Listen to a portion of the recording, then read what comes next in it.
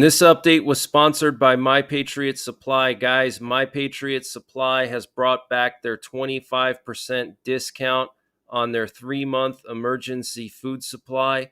And to get the discount, you got to use the link preparewithnYprepper.com. And the link is in the description below this video. But this 3-month emergency food supply has a 25-year shelf life.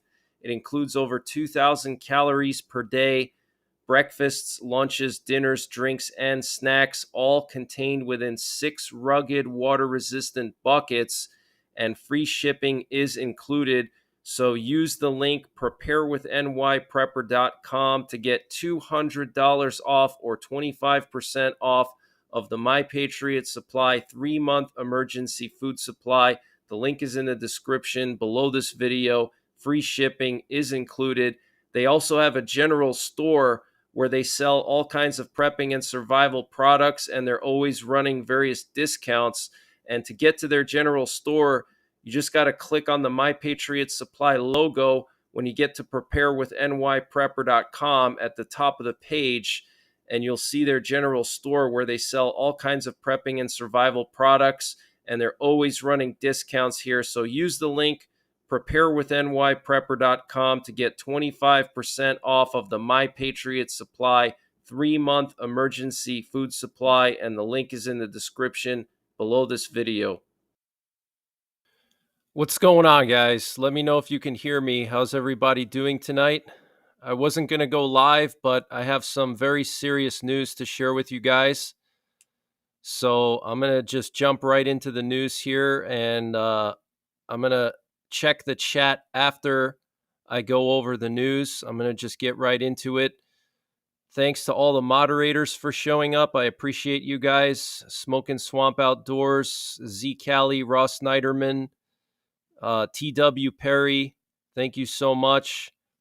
And thank you, Shadows653, for the donations. And Boogerman, thank you for the donations. I appreciate it. And Mama of 6, it's good to see you. I hope you're feeling well. I'm assuming you probably got over that case of pneumonia, but thanks so much for gifting 20 memberships. So I'm going to share my screen, and we're going to just jump right into the news here. So this way I don't waste your time, because I know it's a Wednesday night, and a lot of you guys probably have to work in the morning, and it's pretty late. So we have a lot of stuff going on. First of all, we have U.S. nuclear forces on high alert again. Here we have 5 nuclear war command and control planes in the air this evening. We have one currently over Nebraska, and what's interesting is this one right here was doing the same thing that another nuclear war command and control plane was doing yesterday, and that's flying over our missile fields. We have a missile field in northern North Dakota around Minot. We have another missile field near Great Falls, Montana, and we have another missile field over here by the Wyoming-Nebraska border.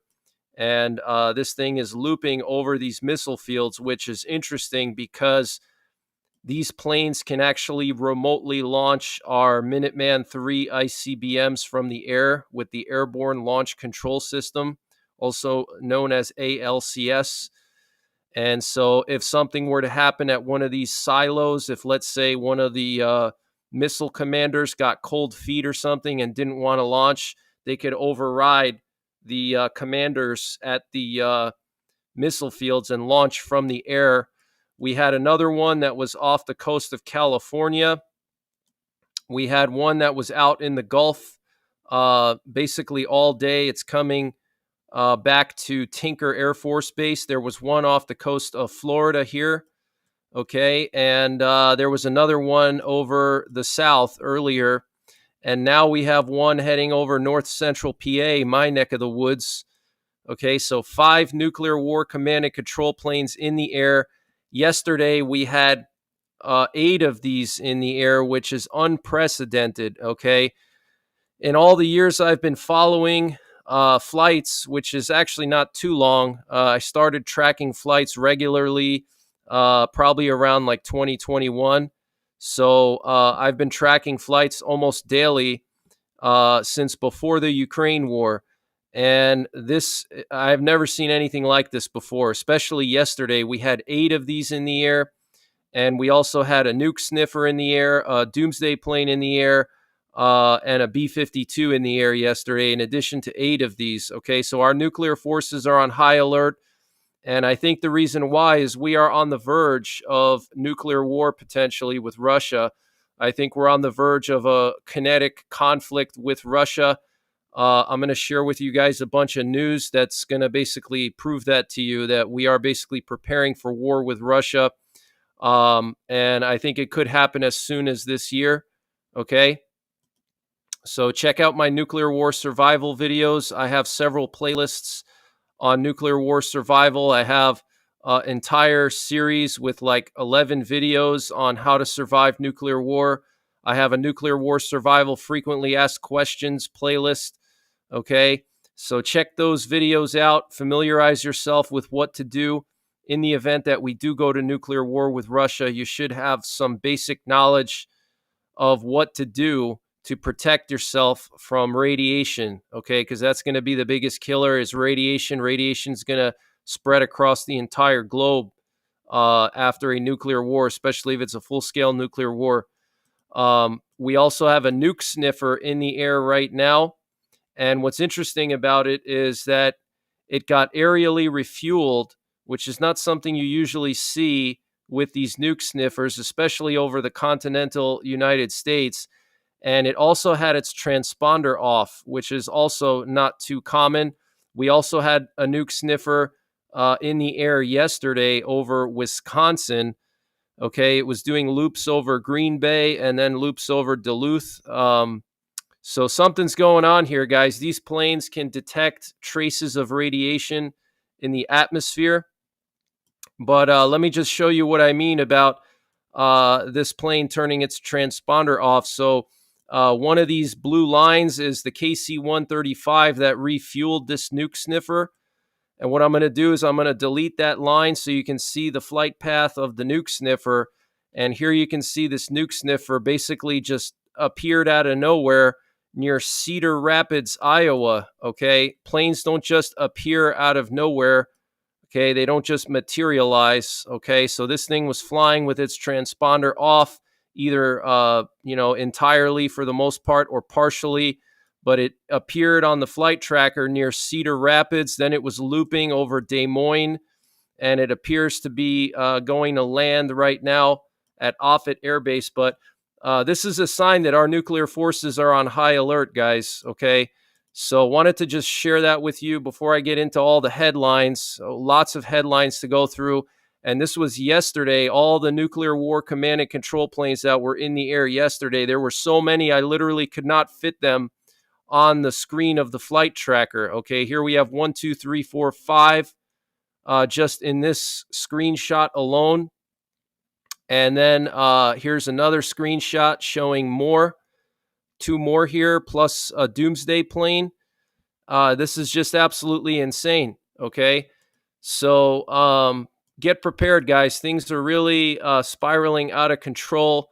We have some breaking news coming in today that something happened with the Polish president's plane on his way back to Poland from the United States. Or actually, I think he was going to go to Brussels instead of Poland. So he was going to make a stop at Brussels before going back to Poland. All right. But the Polish president and the Polish prime minister both visited the White House yesterday. Okay. They met with Biden personally, which is extremely unusual, guys. First of all, for the president and the prime minister of a country to visit another country together, they usually don't do that unless it's something serious. And when you consider the fact that the Polish president and the Polish prime minister are complete political opposites, okay, that's like the equivalent of, Donald Trump and Nancy Pelosi traveling together to China or something to speak with the Chinese leader. It just doesn't happen unless there's like an emergency, okay? But something happened to the Polish president's plane Okay, according to preliminary information, the onboard monitor system for the crew was damaged on the plane. And in accordance with applicable procedures, the plane will return to Poland but can't transport passengers. In the United States, there were problems with the Polish president's plane. A minor defect was detected in a government Boeing 737. Andrzej Duda, that's the president of Poland, has not changed his plans and plans to go to Brussels tomorrow, but with a spare plane that has to make a stopover in the Azores. Okay, so they gave him a new plane, and his broken plane, I guess, is going to fly back to Poland. So this is very suspicious, guys. Okay, these are top of the line planes here. The Polish president's plane is a top of the line plane. We're not talking about, like a JetBlue or something like that. No offense to JetBlue. Okay, but these are, multi-million-dollar planes. They have all kinds of advanced electronics, and they're EMP proof, they're radiation proof. This is basically the equivalent of like Air Force One here in the U.S. or E-4B Night Watch, a doomsday plane. Okay, these planes are extremely advanced. They're capable of withstanding radiation and EMPs, and they even have various types of countermeasures to protect from missiles. Okay, so it would be pretty unusual for this thing to just randomly have a defect. I would not be surprised if this was the work of the Russian FSB trying to sabotage his plane. I'm just gonna say it. Because 14 years ago, the Polish president at the time in 2010 and his entire cabinet crashed in Western Russia when the Polish president was going to visit the Katyn massacre location. That's the site where the Russian KGB massacred like thousands of Polish intelligent people, like the top tier of society. Stalin rounded up all these people. That was actually the NKVD, which was like the predecessor to the KGB. Stalin rounded up all of Poland's top echelon of society, and he executed them in this forest. And the Polish president at the time wanted to visit that site for just for memorial purposes, and his plane mysteriously crashed in the woods, and his entire cabinet was on the plane, and they mysteriously died in this crash. And what's interesting is that the president that died in that plane crash in Russia was very anti-Putin, and Russia was denying his request to visit the massacre site. And then eventually they approved it, and then suddenly his plane crashes. Okay, so a lot of people in Poland think that that was the work of, the Russian FSB, and maybe they were trying to do the same thing with the Polish president. Okay, now, so this is very unusual. Want to just recap some of the main headlines from earlier today in case you missed my update. Ukraine is planning to mobilize 500,000 people, and of which 330,000 will replace exhausted military personnel on the front lines. This was reported by the Financial Times. And what's interesting is this comes just days after Sergei Shoigu, the Russian defense minister, signed an order to draft 300,000 Russians by June 1st. Okay, so Ukraine is going to mobilize 500,000. Russia is going to mobilize 300,000.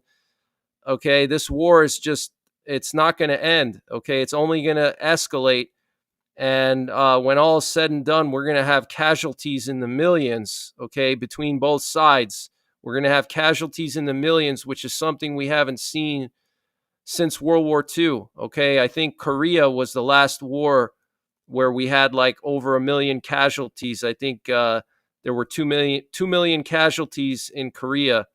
Okay, military casualties, I believe, or maybe that was civilian. I'm not sure. But Korea would be the closest thing to what's going on in Ukraine right now. So let that sink in. Let this sink in, okay, how serious this war is. It's not going away. It's only getting worse. And it appears that Russia and NATO are both preparing for a showdown, the showdown that we've always feared. And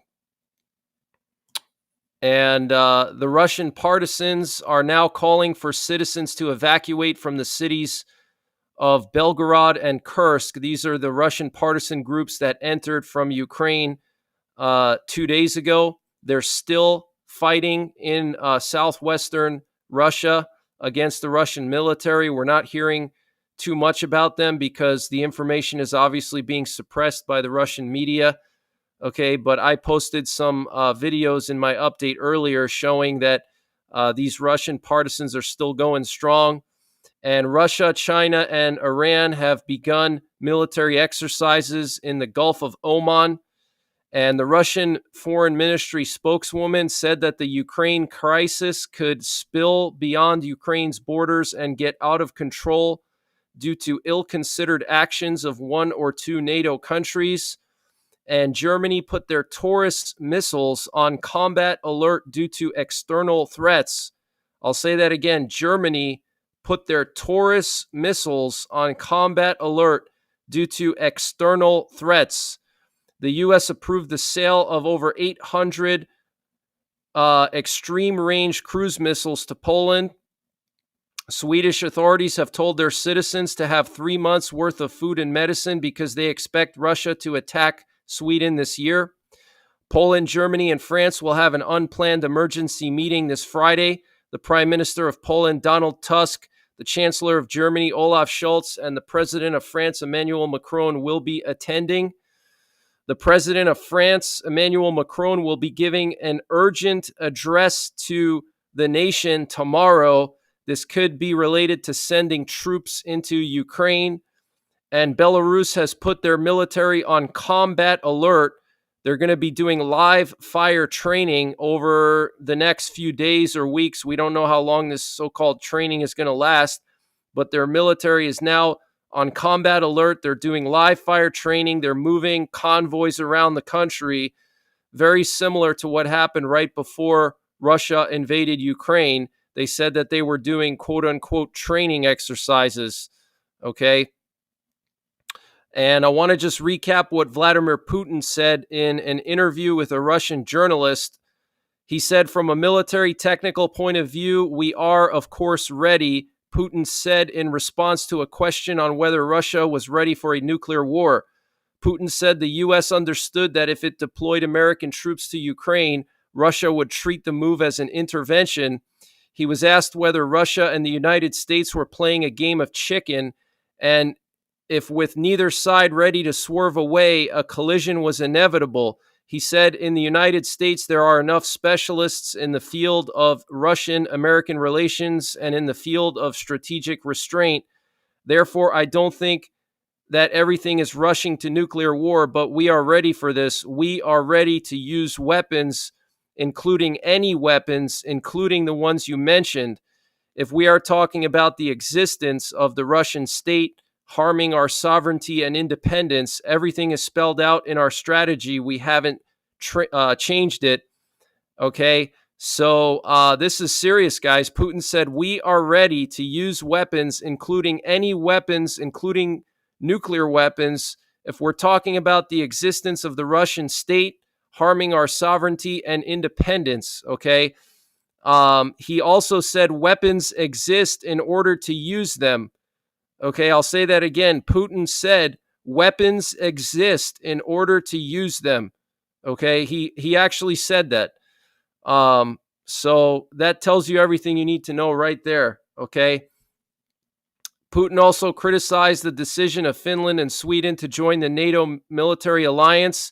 He said this is an absolutely meaningless step from the point of view of ensuring their national interests. We didn't have troops there. Now they will be there. There were no weapons systems there. Now they will appear. So he's saying that they're going to deploy troops and weapons to the border of Finland and Sweden now. Okay, so things are really spiraling out of control. So that's just recapping the news from yesterday. Okay, so now we're going to get into the news from today, which is just absolutely insane, even more crazy news. Thank you for the donations. I love farts. Thank you for the donations. I appreciate that. I bet you probably giggled a little bit when I said that name of yours. But thank you for the donations. I appreciate it. And Patricia, thank you for the donation. I really appreciate that. And thanks to all the people who became a member of the channel.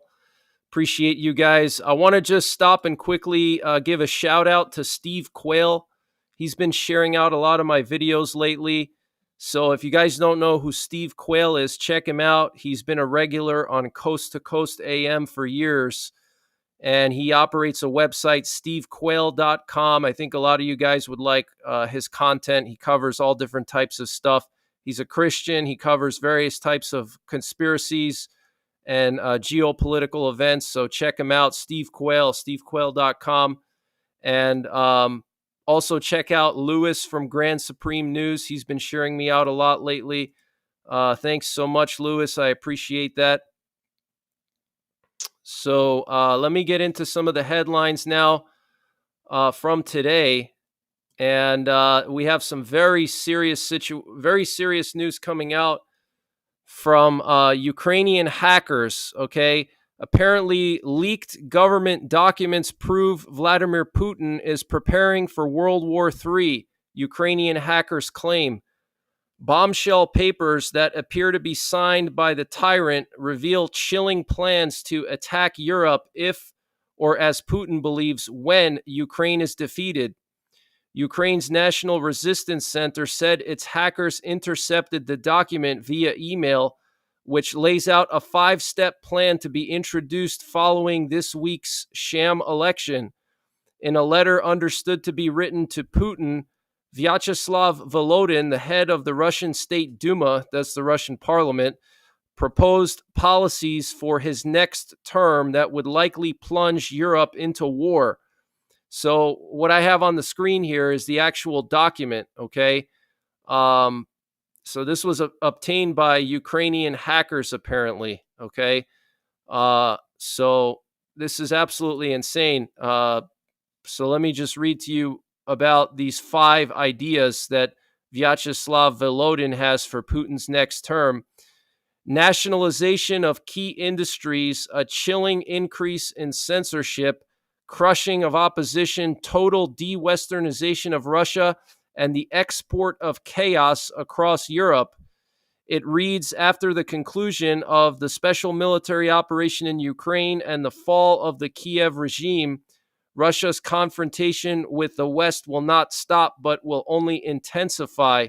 The papers also hit out at the shameful Treaty of Brest-Litovsk, the peace treaty signed in 1918 between Soviet Russia and the Central Powers, ending Russia's participation in World War I.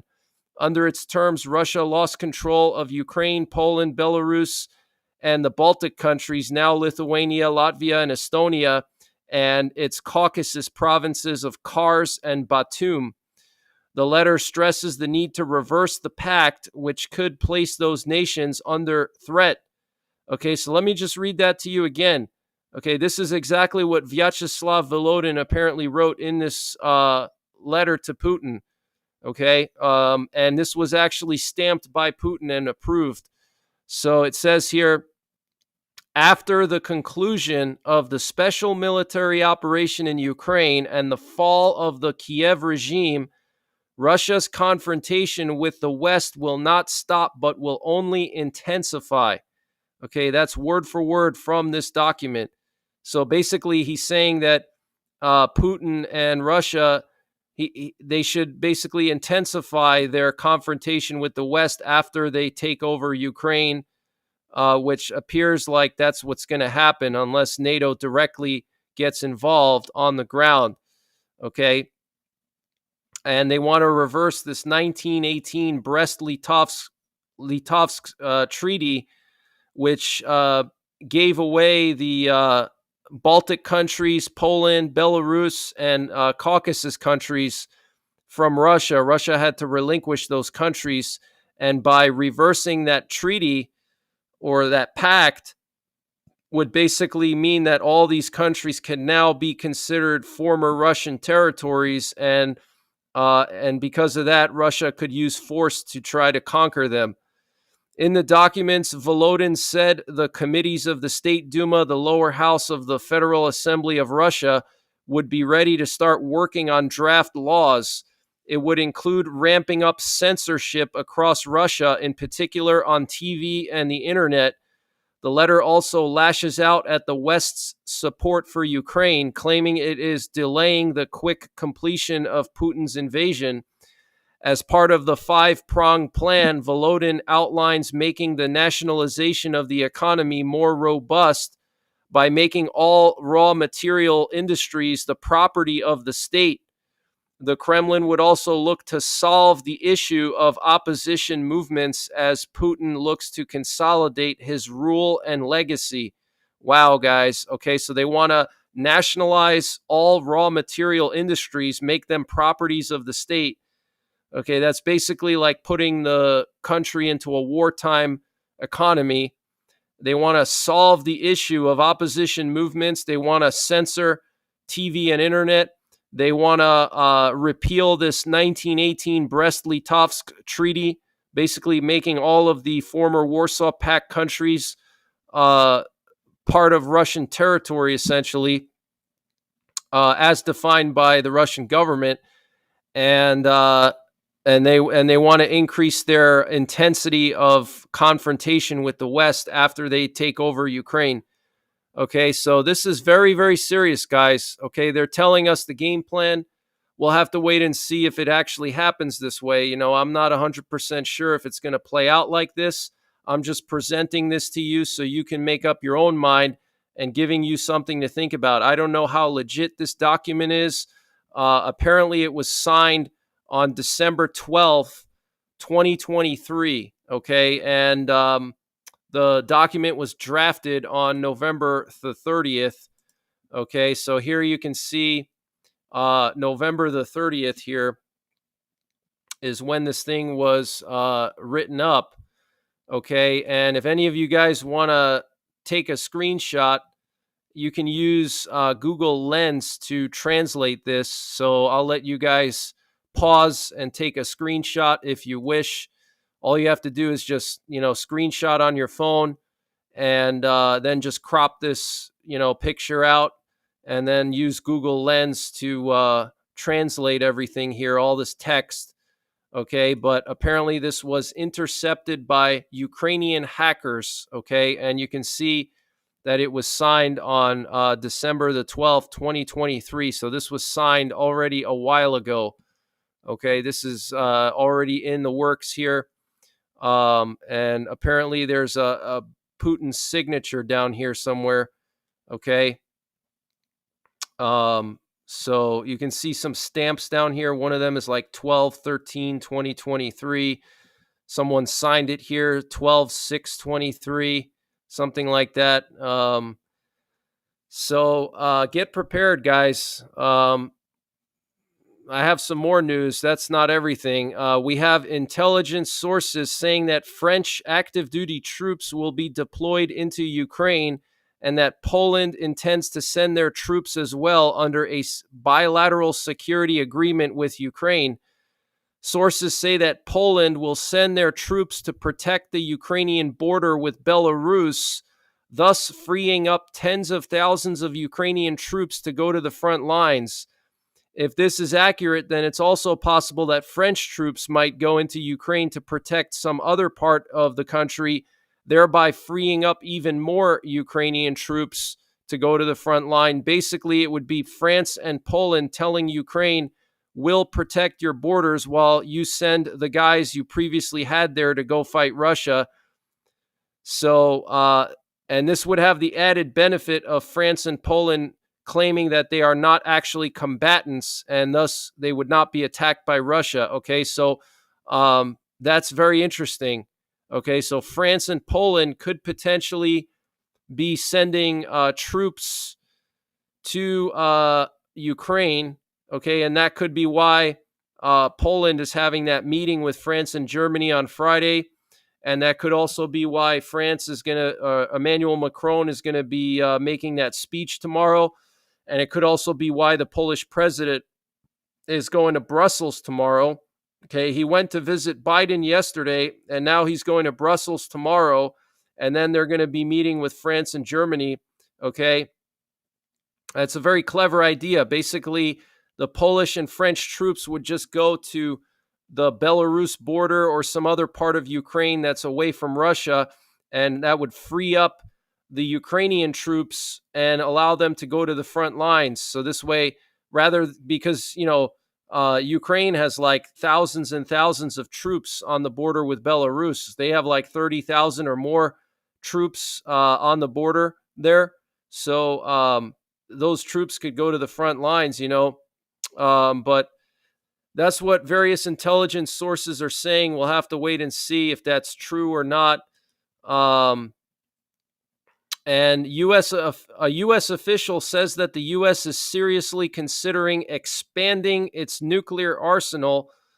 And I was reporting about this months ago when there was that test launch of the Minuteman ICBM from California, like late last summer or early in the fall. I can't remember if it was like August or September when they launched that Minuteman ICBM that had 3 reentry vehicles on it. Normally, they're only supposed to have 1 based on the START treaty that Obama signed with Putin, where we basically removed like 60% of our warheads from our Minuteman missiles, because originally they had 3 warheads per missile, 300 kiloton warheads, 300 kiloton warheads per missile, and that's 450 missiles.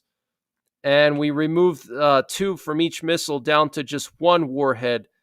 And so it would be very easy for us to just basically put more warheads on all the missiles. It's not hard to do. Okay, they just have to shut down one of the silos, have some guys in there with a crane or whatever, and just drop the warheads on top. And, whatever they have to do, bolt it on, or I don't know, how they do that, how they attach it to the actual, tip of the missile. Okay. They call it the bus, the warhead bus. That's where all the warheads are attached together onto the bus. And so I reported on that. They did that test a few months back with 3 warheads instead of 1. And, Putin pulled out of the START treaty last year. Okay. And there's really like no nuclear arms treaties anymore between the U.S. and Russia.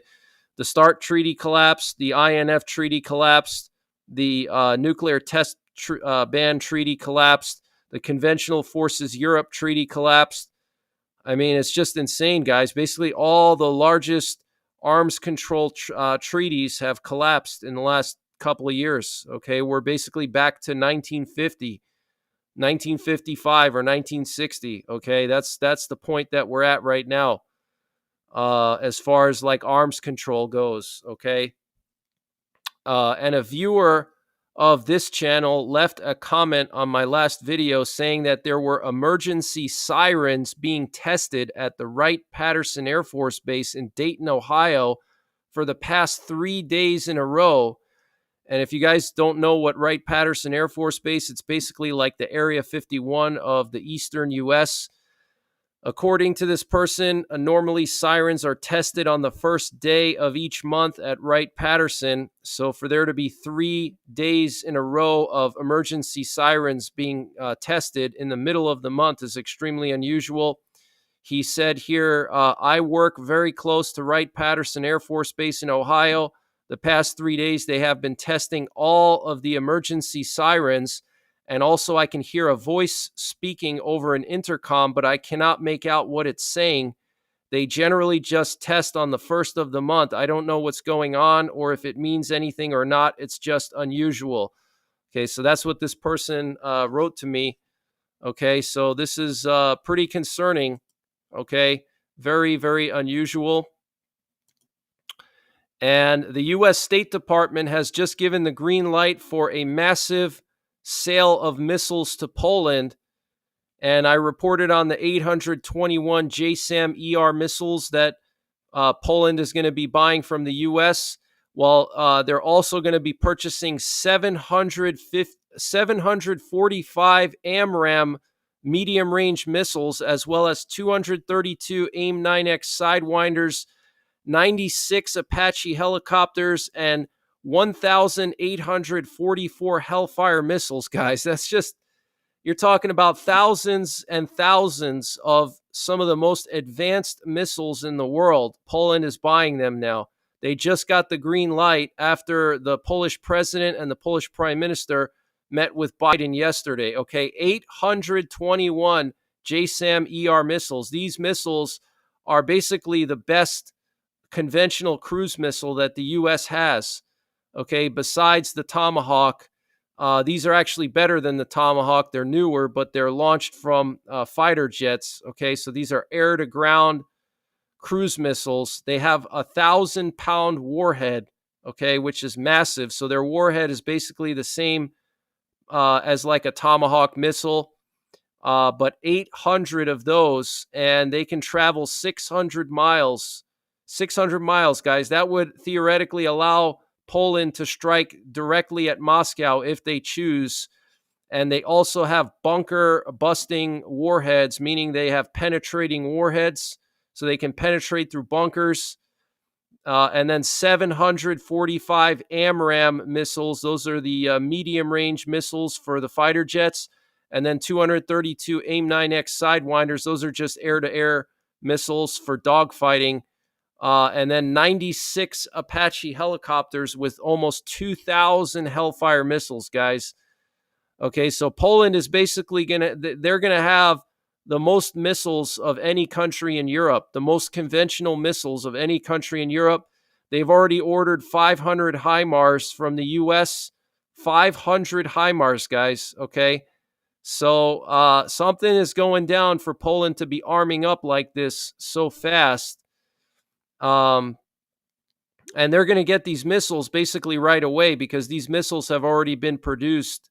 So it's not like they have to build them. Okay, they're just going to get delivered. So they're going to get them right away. Okay, so this is clearly, in my opinion, a preparation for war. They're preparing for war with Russia. Okay, they want to have missiles in case something were to happen. So just very, very concerning news.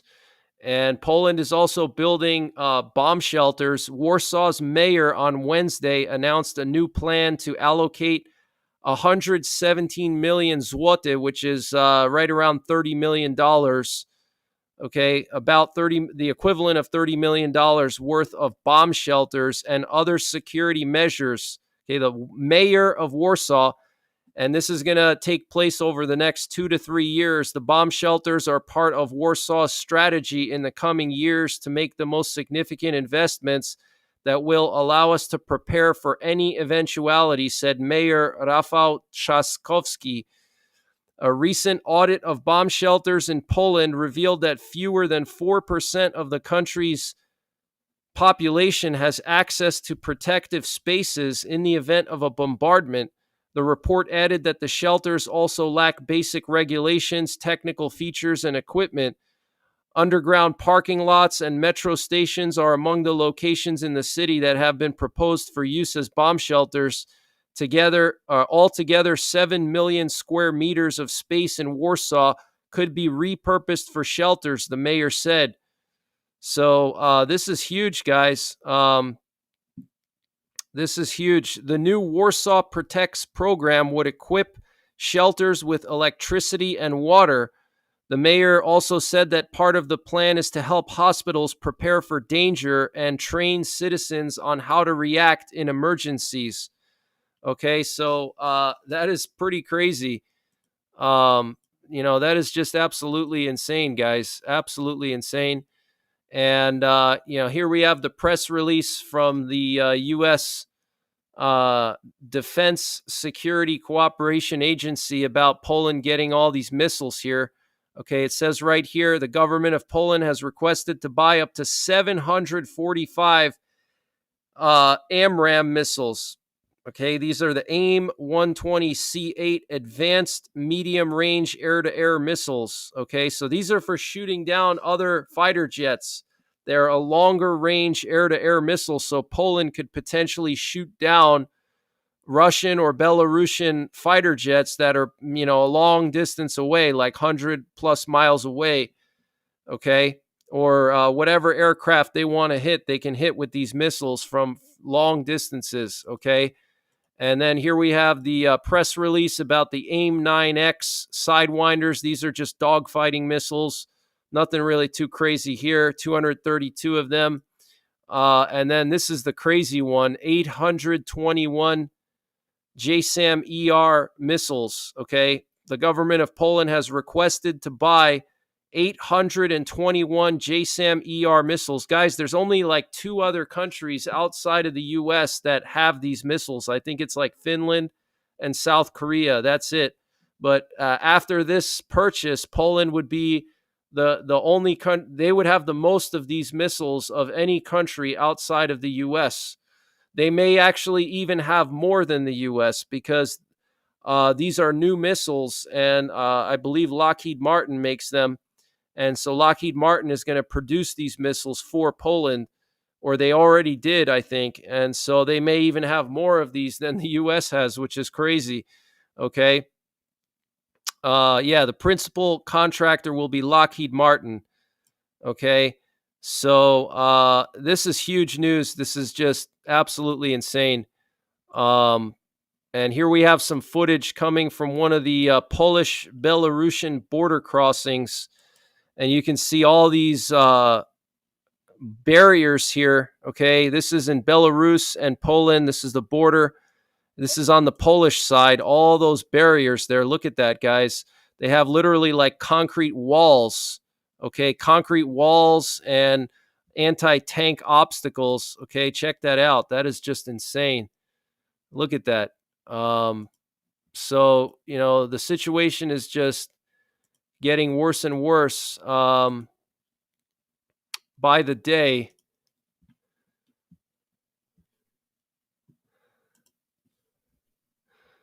So hopefully you guys can still hear me. Let me know if you guys can still hear me. Is my audio still good? Let me know. Alex, thank you for the donation, Alex. I appreciate it.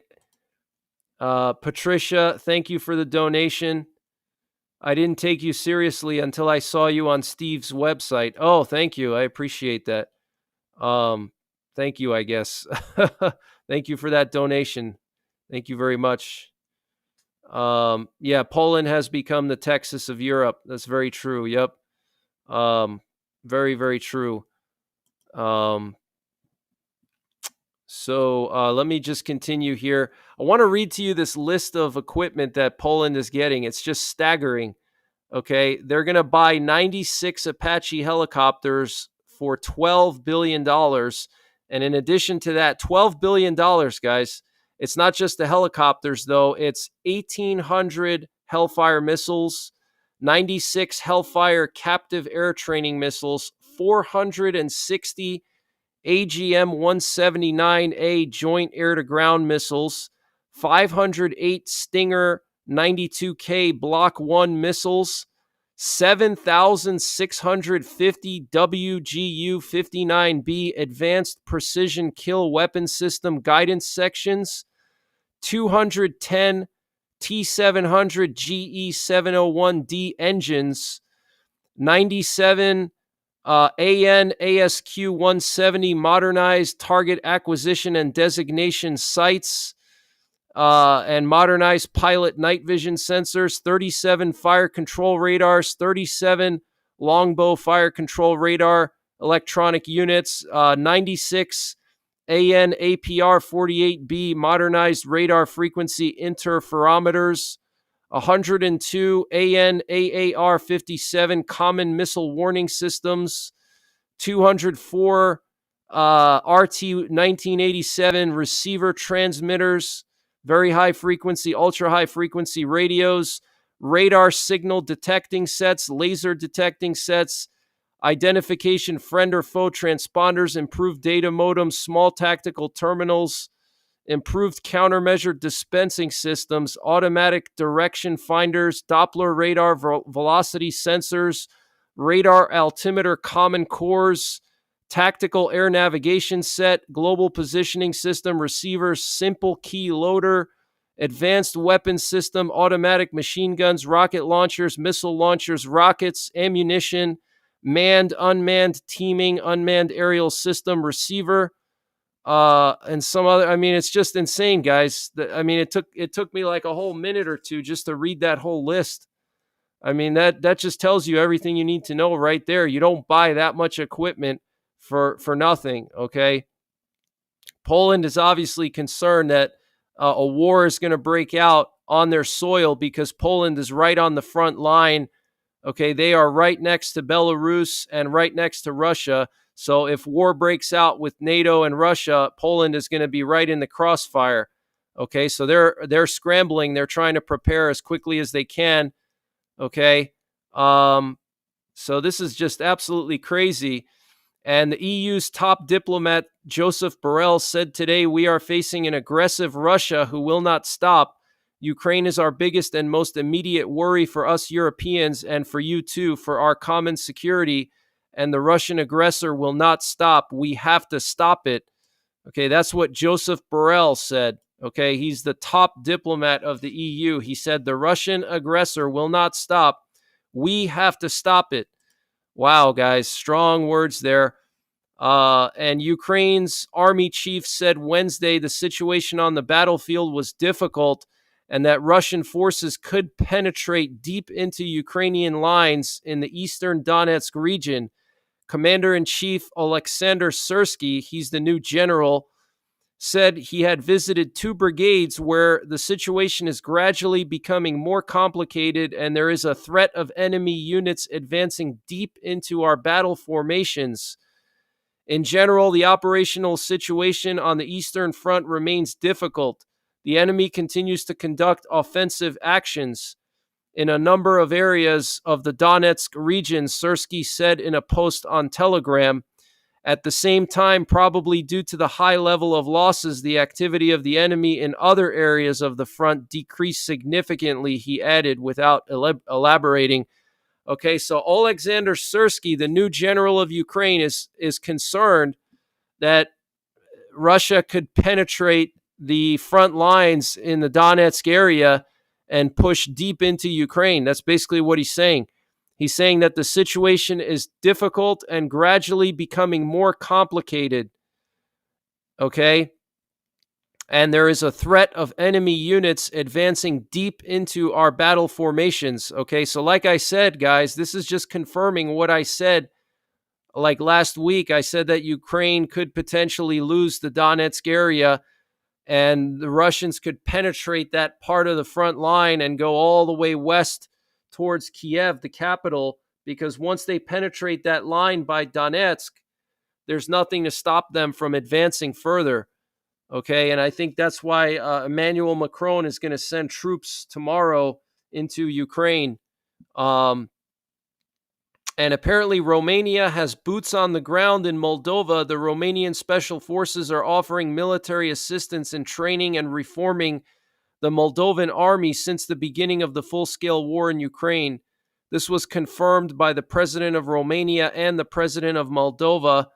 And Denmark has announced that it's starting an overhaul of its armed forces due to the threat from Russia. One of the reforms is that conscription will be introduced, including for women. Okay, so Denmark is going to bring back mandatory military service, including for women. Okay, so what does that tell you, guys? That tells you that Denmark is concerned about war. Okay, Sweden will ask NATO to strengthen the defense of the Gotland Island in the Baltic Sea. This was reported by Swedish Prime Minister Ulf Kristersson to the Financial Times. It is a question of increasing the military contingent on the island and possible deployment of submarines there. Strengthening the defense of Gotland will be one of the first issues on the agenda of discussions with Sweden's NATO partners. Okay, so if you guys don't know what the Gotland Island is, it's this little island kind of stuck between the Baltic countries and Sweden. It's like right in the middle of the Baltic Sea, okay? So it's strategically very, very important. KM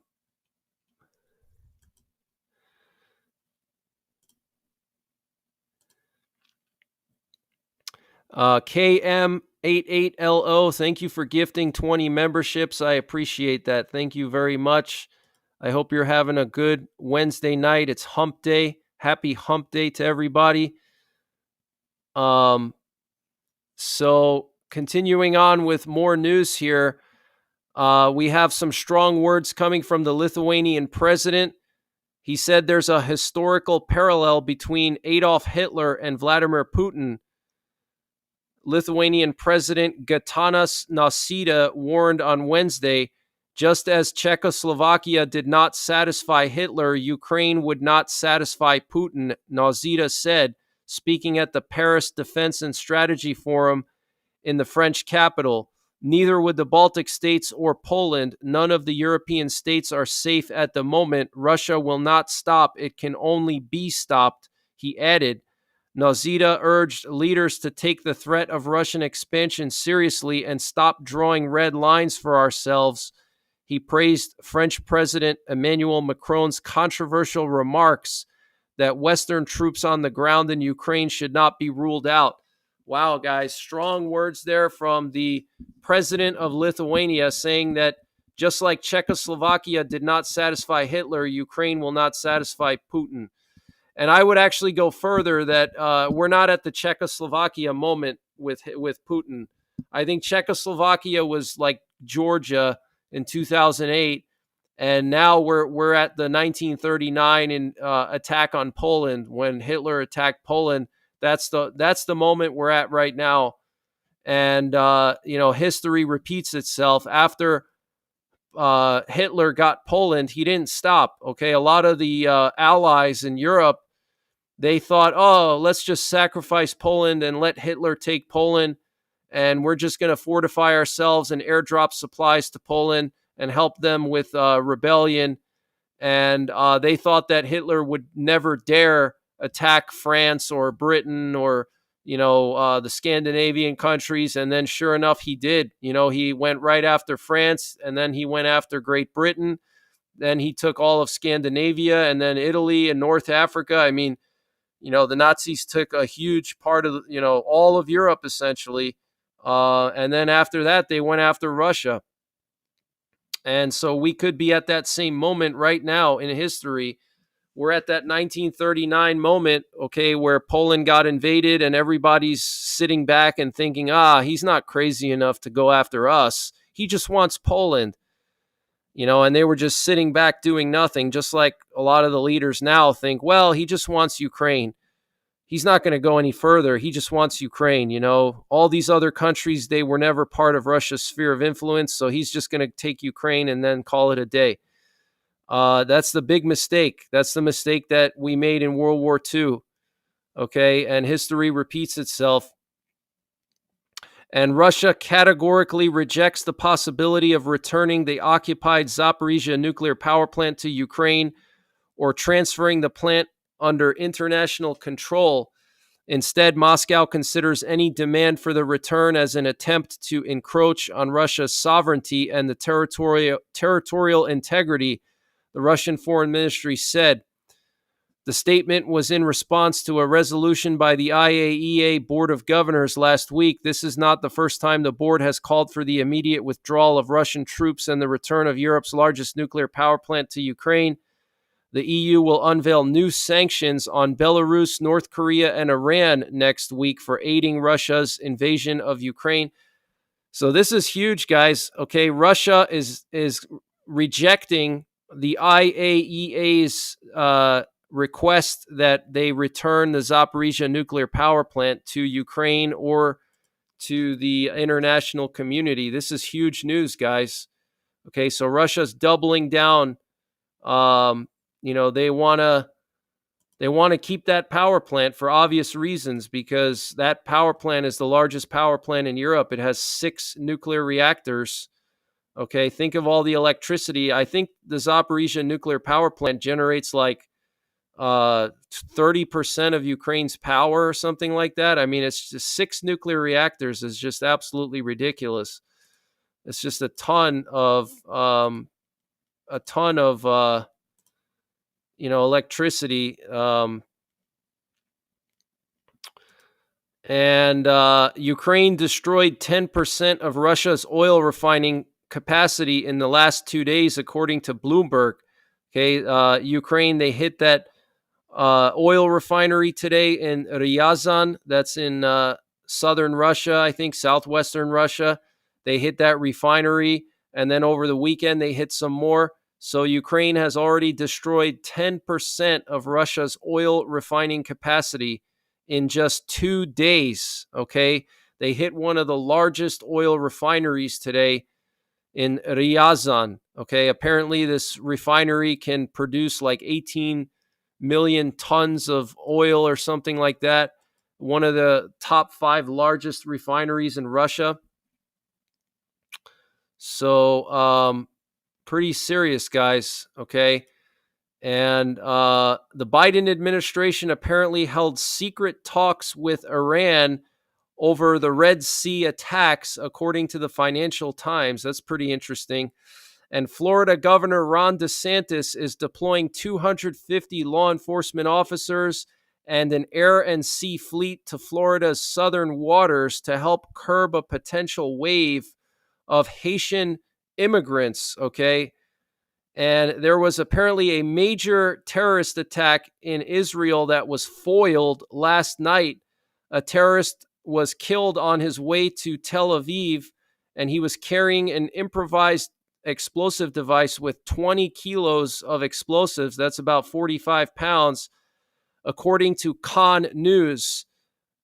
Security forces took action to neutralize the threat based on pinpoint intelligence information. The likely target was central Tel Aviv. Wow, guys. Okay, we haven't seen anything like that in a long, long time. Potential suicide bombings in Israel. It's been a while. Okay, so that is very concerning. The Turkish president survived an assassination attempt apparently today. Turkish President Erdogan survived an assassination attempt in the Sirnak province after his convoy of cars was intercepted while it was traveling on the highway. The accident resulted in the death of Erdogan's personal companion and the injury of 3 others. Wow, that is crazy. And Turkey is going to be launching a military operation against Iraq. That's very concerning. And researchers have uncovered a fault approximately 45 miles in length situated within British Columbia, Canada, that remained unnoticed for thousands of years. Specialists believe the specific configuration of this fault may lead to a significant earthquake in Canada. The impact of the earthquake has the potential to create a tsunami within the Georgia Basin region. This is like around Seattle, Washington, Vancouver area, affecting areas in both Washington State and British Columbia. This finding was part of research conducted by a team that features Nick Harachausen, who is serving as a postdoctoral researcher at the University of Grenoble Alpes in France. Okay, so some kind of new fault line discovered. Let me see. I got a picture here of this fault. Okay, so you guys can check out this picture. Okay, so this is very, very concerning. Anybody living in Seattle, Tacoma, Vancouver Island, you need to be on high alert now. There's a new fault line that could generate a massive tsunami. Okay, you can see the tsunami danger zone goes all the way inland, dozens of miles. Okay, and for anybody who believes that these types of tsunamis can never happen, all you have to do is go back in history to, I think it was like the 1960s in Alaska. There was that huge tsunami. It was like 2,000 feet high. I forget. I think it was like 1969 or something. There was like a massive mountain that literally broke off and slid into the bay, and it generated a tsunami that was like 800 feet high. okay, which is like 1 mile is just over like around 5,500 feet or so. So that's like a quarter of a mile high or a third of a mile high. That's insane. Okay. So, you have all these mountains here in this area, very tall mountains. And, if one of these mountains sloughs off into this, bay over here in, Puget Sound, it could cause a massive tsunami. Okay. So very, very serious situation there. And, the Islamic resistance in Iraq, which is an Iranian proxy, is once again claiming to have launched an attack utilizing drones against Israel. Apparently, they targeted the Palmachim Air Base and spaceport in the southern part of Tel Aviv. No confirmation yet from the Israeli side, but this would be the second attack on Israel by the Islamic resistance in Iraq in the last couple of days. A few days ago, they said that they hit the Ben Gurion airport, which is like one of the main airports in Israel, if not the main airport in Israel. It's an international airport in Tel Aviv, Ben Gurion. They claim to have hit that airport with a drone. So the Iranian proxies are going after Israel now. And Lebanon has been stepping up their attacks on Israel the past few days. They launched like hundreds of rockets over the weekend.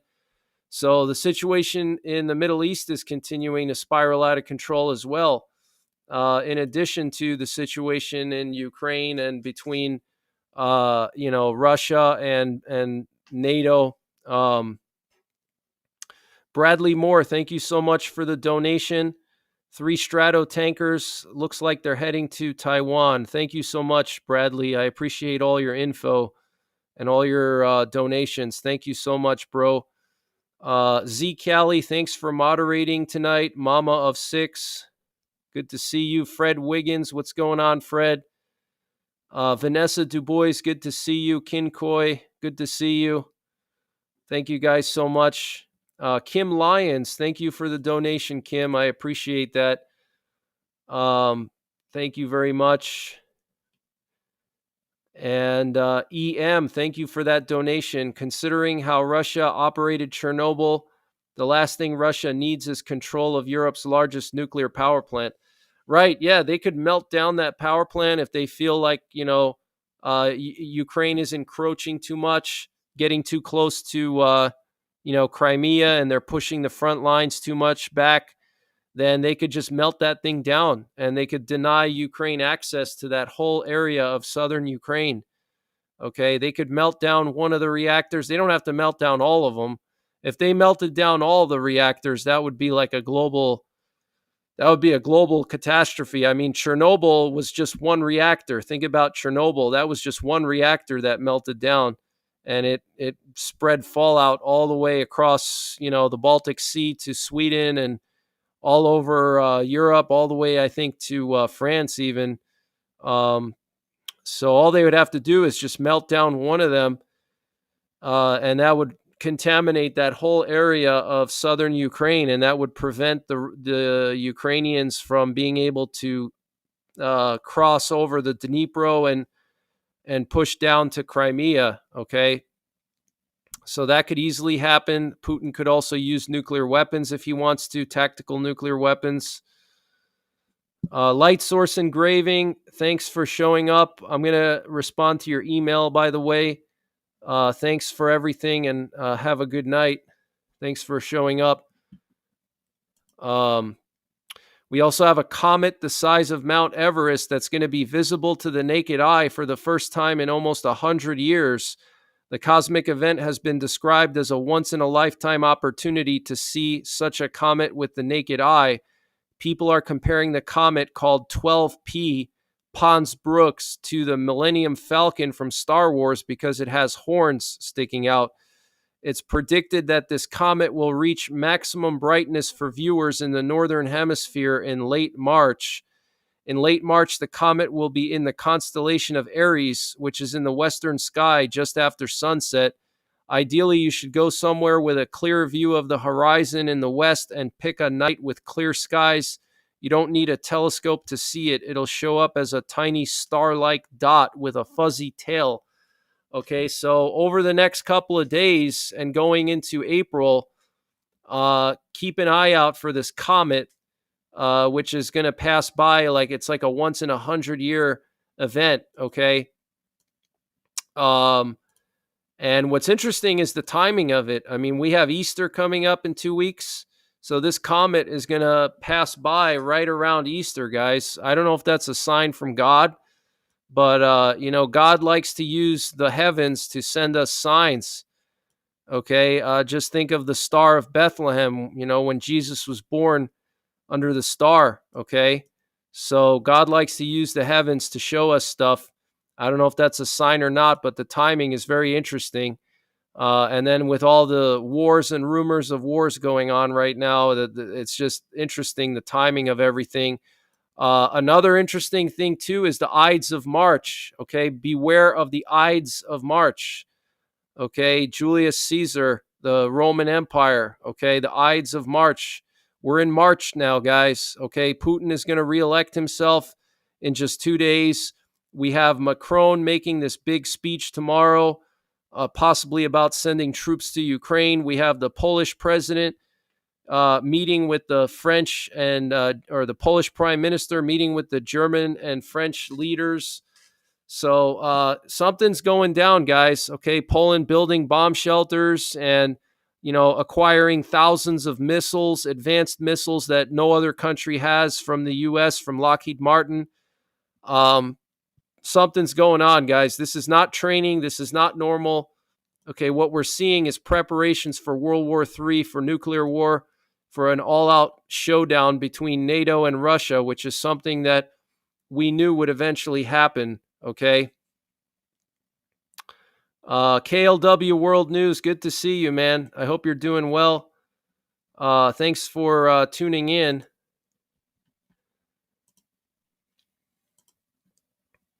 KLW World News says we will show it live on KLW World News. What are you going to show live on your show, Lee? Let me know. You're going to show the comet, the devil comet. Okay, you're going to show it live. Got it. Okay, so you guys hear that? KLW World News, Lee Wilbarger, he's going to be broadcasting the comet live, from what I understand. So you can check him out. I'm sure a lot of you guys know who he is.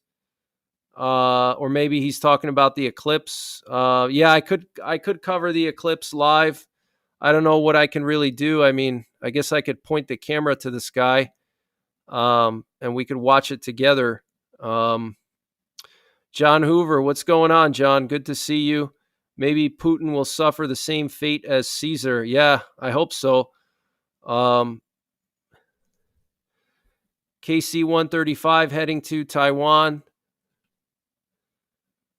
Lee never stops working. Yeah, Lee is a very hardworking guy. He's very hardworking. Yes, and the eclipse too. Okay, so Lee's going to be covering the eclipse and the comet, the devil comet. I don't know if I'll cover the comet. I'll probably just take a video of it. I'll probably cover the eclipse though. I'll probably go live during the eclipse. Kim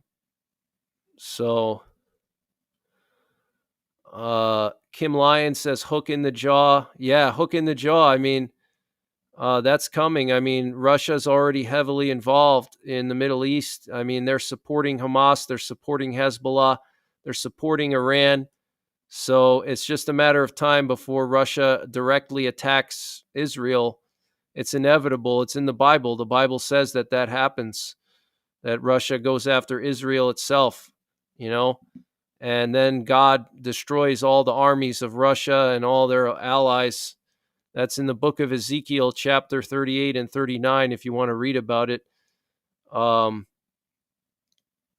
Please rewind if you're just tuning in. Go back to the beginning. All the major news is in the first hour of the stream. Yes, Gog and Magog. That's right, Gog and Magog. And it's very possible that Putin could be Gog. He could be Gog. We don't know. I mean, everything he's doing is very similar to what Gog does in the Bible. he forms this alliance with all the Middle Eastern Muslim countries and the North African Muslim countries. That's what Putin is doing right now. He could be Gog. And if that's the case, we know how that ends, right? The Bible says that Gog and all his armies get annihilated before they can even cross the border into Israel. God destroys all the armies, millions and millions of them get completely wiped out before they could even step foot into Israel. That's right, coming right out of the Bible. Okay. Want to just show you guys what we got going on right now. We have this RQ-4 Global Hawk patrolling the Black Sea right now. Check this out. Going back and forth here near Sevastopol. Looks like it was going over here further east, going towards Sochi, keeping an eye on the Crimean Bridge. And so very interesting.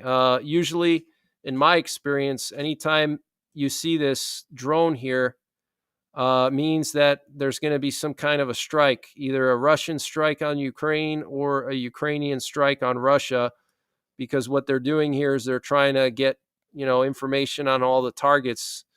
If it's a Ukrainian strike on Crimea, then they're trying to get the coordinates and intelligence information, whatever. So we'll have to wait and see. But, the last few times that Forte 13 or whatever, Forte 15, whatever the number is, anytime this thing is up here, it means there's an imminent strike by Ukraine on Crimea. So we'll have to wait and see in the coming hours if something happens, if Ukraine goes for Crimea again with some drones, or maybe they go for the bridge. They're going to go after that bridge. I think it's inevitable. I think Ukraine is going to try to destroy the bridge here. Okay, that's coming. And we'll have to see how Putin responds to that. But that's inevitable. Okay, that's coming. The intelligence chief, the military intelligence chief, Kirill Budanov, and also the chief of the Ukrainian SBU, that's like their CIA, both of them said that they're going after the Crimean Bridge this year, potentially. Okay. And then here we have a flight path of what appears to be a Russian heavy transport plane that flew along the border with Finland, and then it landed near Murmansk, which is where Russia has their northern fleet. Okay, this is where Russia has like 2/3 of their nuclear armed subs. Okay, this is the most important naval base in all of Russia, basically, is right up here. Okay, most people don't realize it, but this is the most important area of Russia right here. They have all their subs here. They have all kinds of naval vessels there. Very, very important area. And this heavy transport plane, or potentially it was a recon plane, flew all the way up there. So I don't know what they were transporting or what, but it flew right along the border with Finland here. Very interesting. And we have a ton of reconnaissance right now over South Korea. Look at this, guys. We got all kinds of reconnaissance here. We have a US RC-135. That's a reconnaissance plane patrolling the DMZ, the border with North Korea. Then you can see here a U.S. Army reconnaissance plane, a beach guardrail going back and forth. Then there's some other plane here with no information about it at all, also patrolling this area. Okay, so lots of planes here in South Korea right on the border. Absolutely insane. Look at that. Okay, so lots of activity tonight on the Korean Peninsula. And this is the wild card, guys. This is the wild card right here, is Korea. Everybody knows Russia is going to, everybody's focusing on Russia versus NATO, China, Taiwan. Nobody's really thinking about Korea. And this is why exactly it could be that Korea is the next front that opens up, because nobody's expecting it. Okay, everybody's thinking China, Taiwan is the next one. Nobody thinks Russia is going to attack NATO, which I think is going to happen. And nobody thinks North Korea is going to go after South Korea, but that's why exactly it will happen. It's going to open another front for the U.S. because the U.S. is bound by treaty to protect South Korea. So we would have to get involved and send equipment and stuff like that. And, having to deal with the Korean Peninsula on top of a potential Russian attack on the Baltics or Scandinavia or Poland or Romania all at the same time, it's going to spread us way too thin. And so it's possible that this could all happen at once. North Korea could attack South Korea at the same time as Russia goes after the Baltics or Poland or Romania or Sweden. And then at the same time, China could go after Taiwan. And then at the same time, we could have Iran and all its proxies go after Israel all at the same time. And that would spread us really thin. So that's something we got to keep an eye on. Okay, that's something we got to be prepared for. KLW World News says, we are watching Forte very close. SHIT is about to hit the fan over there. Thank you, KLW, for covering that. Wanted to just show you guys something here. There were like several aerial refuelers over northern Montana today. I want to show you guys something here. Not sure what they were doing. Let me see if I can find my screenshot. I don't know, Lee, if you're still watching. I'm curious what your thoughts are. Here we go. I found it. There were 5 KC-135s flying close to where our missile fields are in northern Montana. Check this out, guys. I've never seen this before. 5 aerial refuelers operated by the U.S. Air Force. They all took off from what it looks like from Spokane, from Fairchild, and then they were looping over here in northern Montana, back and forth all around. Very interesting. I've never seen that before in this area. Here's a closer look. Check that out. That's crazy. Marshall Martin, good evening. Hope everything's going well.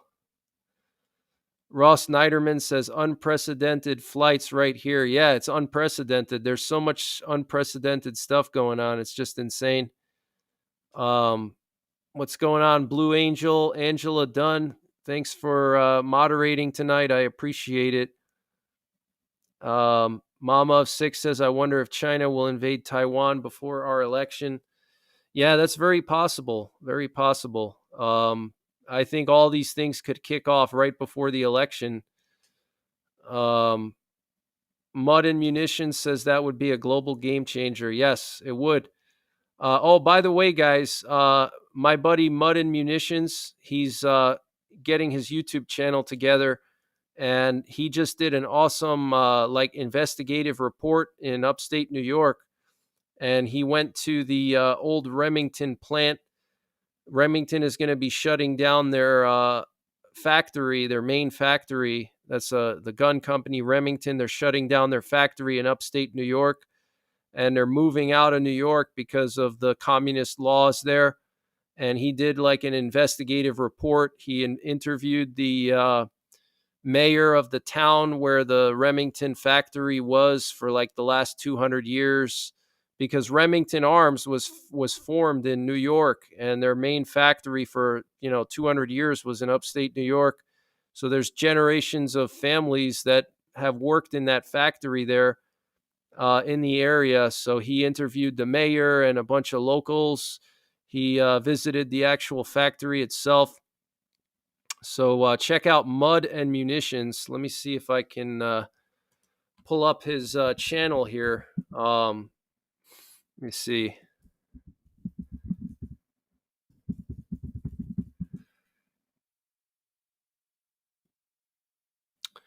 Check it out, guys. Great channel. He's doing a lot of good stuff on his channel. Okay, Mud and Munitions, and he does prepping. He does outdoors. But here's his video here. It's over an hour and a half long. Voices of Ilion, the Exodus of Remington Arms from New York, a real American story by the people of Ilion, New York. So check him out. He's in the New York area. Any of you guys out there from New York, you definitely want to check him out. and I'm going to be doing some videos with him. We're going to be doing some off-roading, some mudding. We're going to be doing some shooting. So that'll be coming this summer. Thank you, Z Cali, for sharing the link to his channel. John Hoover says that could explain the number of refuelers in such close proximity. They might be practicing mid-air refueling. Interesting. Mud and Munitions says, big thanks, man. It's unreal how supportive you always are. True definition of what being a community is about. Speechless, man. Oh, yeah, no problem. I can recognize hard work when I see it. You definitely put in a lot of effort, you know. So there's been a lot of people that helped me out when my channel was smaller. So I'm just returning the favor, you know. There was lots and lots of channels that shouted me out over the years. So I'm just trying to do my part. Most recently, Steve Quayle was shouting me out. Steve Quayle, stevequayle.com. I'm sure a lot of you guys know who he is. He was sharing out my channel. So, you know, just returning the favor, I guess. Here's Steve Quayle's website, stevequayle.com. Check him out. He's got a lot of cool stuff. I'm sure a lot of you guys know who he is. What's going on, Jackie M? Good to see you. Rabbit says, I live in Helena, Montana, and there was a ton of military aircraft landing and taking off all day at Helena Airport. Chinooks, Blackhawks, and cargo planes. Wow. That's pretty interesting. Wow. Very interesting. So John Hoover thinks that this is an aerial refueling exercise that they were doing over northern Montana.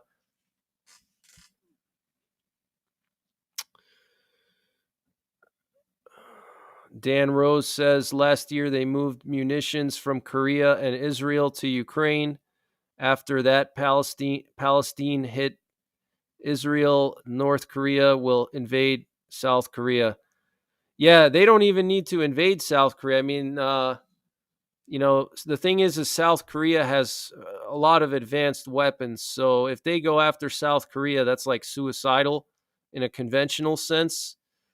But here's the thing. They don't have to actually invade South Korea. They don't actually have to win a war against South Korea. All they have to do is cause chaos, okay? All they have to do is launch hundreds and hundreds of rockets to South Korea, you know, and just cause problems. You know, they don't necessarily have to bring forces into South Korea and go on the ground with, you know, 50,000 men or something, or 200,000 men, and do like a full-fledged invasion, because they're not going to win, okay? South Korea, first of all, we have like 50,000 troops in the DMZ, so they would have to go through our troops, and they would get annihilated just by our troops. And then we also have bombers in South Korea, in Okinawa, in Guam. We have strategic bombers. We have F-35s, F-16s, F-18s. We have like, I think, 3 aircraft carriers now in the region. So yeah, any kind of conventional invasion of South Korea would be suicidal by North Korea. They would get completely annihilated. Any army that steps foot over the border would just get wiped out very quickly, okay? So North Korea has zero chance of actually taking over South Korea at this point in time, zero. However, they could cause problems for South Korea. They could cause problems. They could do something like, you know, Hezbollah has been doing to North Korea, where they just launch rockets periodically, you know, and force South Korea to shoot down rockets, or maybe relocate part of their population. That's what Israel had to do. Israel had to move a whole bunch of people from northern Israel away from the border with Lebanon. So that's something that North Korea could do. They could just launch, you know, rockets periodically or something like that, or launch missiles or whatever. And that would be enough to where we would have to be on alert and kind of focus on that region, you know, and that would open up another front for us that we would have to worry about, kind of like with Israel now, we have to support Israel, and that gives us something else to deal with. So I think that's more likely than like a full on invasion, although a full on invasion could happen. It could happen. Okay. I'm not saying that that's impossible, but they would get annihilated, though, because we have just tremendous firepower in the region. Um, so, um,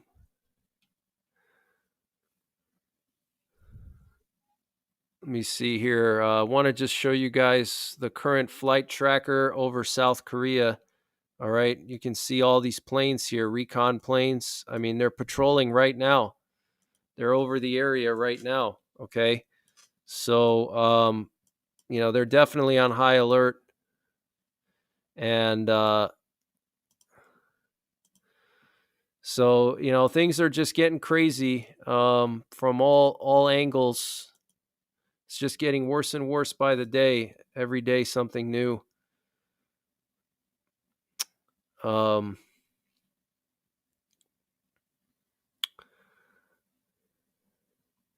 Jeff Carrero says Steve Quill often got flagged for saying the P word about men who were mentally castrated.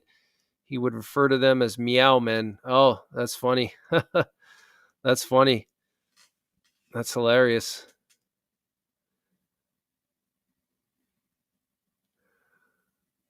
The sound was off in the beginning. Interesting. Was that like right before I started speaking, or was I speaking when the sound was off? Aldo says I got here with no notification. Interesting. Wow, they must be not sending out notifications. Vanessa says, see y'all later. Have a good night. Thank you, Vanessa, for showing up. It's good to see you. Hope you're doing well. Thanks for all the support.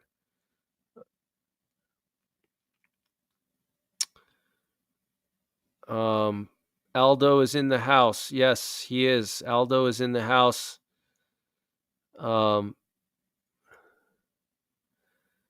TW Perry, good to see you. Sounds good, Greg. Okay, I'm glad it sounds good. Something about a sub off the coast of the U.S., a Russian sub.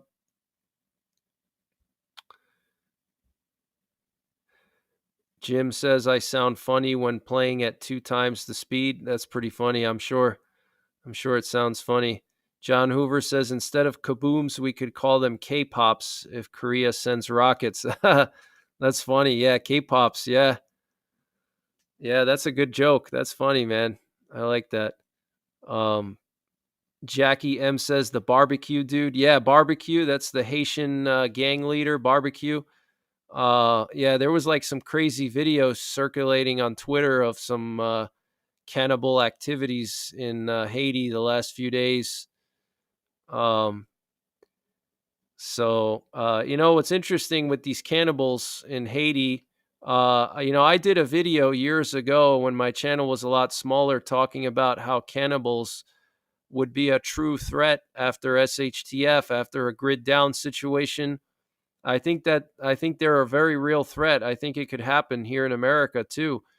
If we had a nuclear war or a EMP or something and the power grid went down for a long time, I think you would see cannibalism here in the U.S. I think it would happen. Real estate photography says I got the notification. Oh, I'm glad you got the notification. Alan says I got to get some sleep.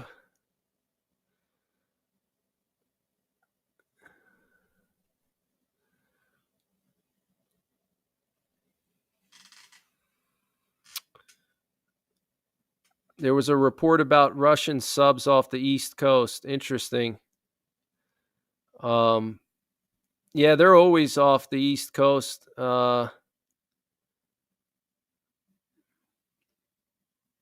They're always off the East Coast, but I wouldn't be surprised if there were a lot of them now. By being off the East Coast, that gives them a very quick strike capability. You know, they can launch a missile and it could get here within minutes if they're off the East Coast. Yeah, I'll take a look. I'll take a look about that. I haven't heard anything, but I'll check on that if there's any subs. But so that's all the latest breaking news that I have. That was exhausting. I just read like an hour's worth of news.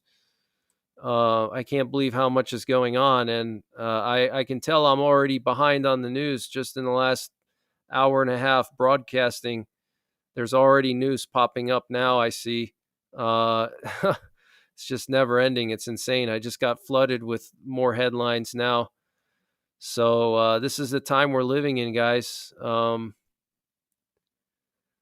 You know, it's just crazy times. There was also an earthquake this week in New Guinea. There was a 6.0, I think it was. So, and I'm going to be doing an interview with Lee Wilbarger, KLW World News. We're going to be doing like an interview together. So that's going to be coming soon. We're going to do like a podcast. I know a lot of you guys watch Lee as well. So that'll be pretty cool. Ross Snyderman says you sent me more breaking news. Yeah, I see that. I think I'm going to have to save that news for tomorrow, though. Unfortunately, thanks a lot, though. I appreciate it. Let me just see what's going on here with the earthquakes. Let's look at the earthquake map. I haven't checked this in a while, so let's just check some of the latest quakes here. Let me see.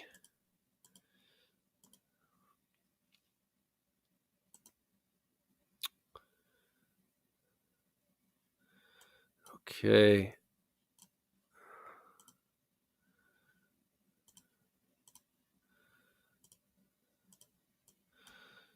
Let's just check out some of these quakes here. Check this out. We had a little swarm of quakes here in Nevada, Northern California area here. Looks like today. Check this out. Bunch of quakes here. We got a 2.7, 2.9, 2.5, and a 3.5 in the last couple of days. Looks like on the 10th, there was a 2.5. So that's pretty interesting to have a little swarm there. And then a bunch of quakes here in central Idaho. That's pretty interesting as well. Looks like a quake close to the Yellowstone. Check this out. This was on the 9th. Check that out. Looks like West Yellowstone area. Check that out. Right outside of Yellowstone, a 2.7. So Yellowstone is active. We've been seeing a lot of quakes here in Yellowstone the last couple of months.